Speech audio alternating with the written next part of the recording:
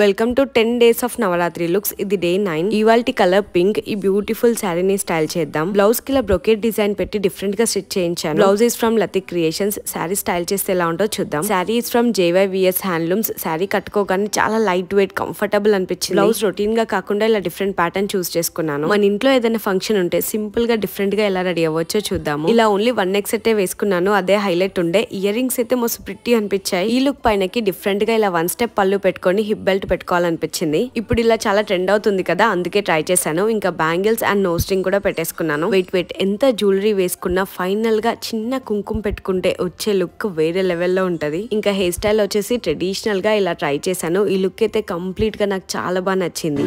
విష్ణుకాంతాః కమలహాసనం చంచలా కేశనాశిని